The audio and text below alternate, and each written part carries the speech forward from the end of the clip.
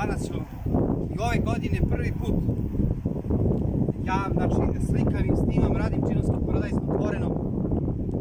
Znači, bez veštačkog đubriva, bez bilo kakve prihrane, trenutno nije ni zaštićen, ali već je preživeo grad, poplavu, bilo je već puno problema za njega, međutim Džinovski je Džinovski.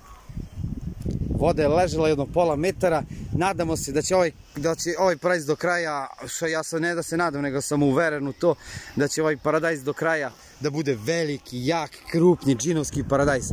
Znači da probam ove godine da vidite, pošto u Plasteniku već svake godine izbacujem snimke, već da ne budem više, da se ne ponavljam i ne budem dosadan. Džinovski paradajz od 200 struka na otvorenom polju, zemlja mešana, peskuša, crna zemlja, organska proizvodnja. Stanje zemlje i tako kako jeste, poplave je bila, poprilično dugo stojala, preko 24 sata je stojala voda, baš duboka. Paradajz je bio potopljen, ali to je Džinovski. Nema ploda, znači još je rano, organska proizvodnja je u pitanju. Evo prvi paradajzići koji će da dođu na red, evo je.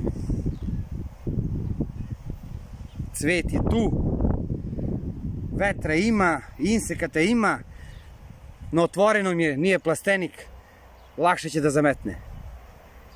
Džinovski paradajz, jak, snažan, odoleo oluji, odoleo gradu i evo ga. U sljedećem klipu vidjet ćemo kako će da izgleda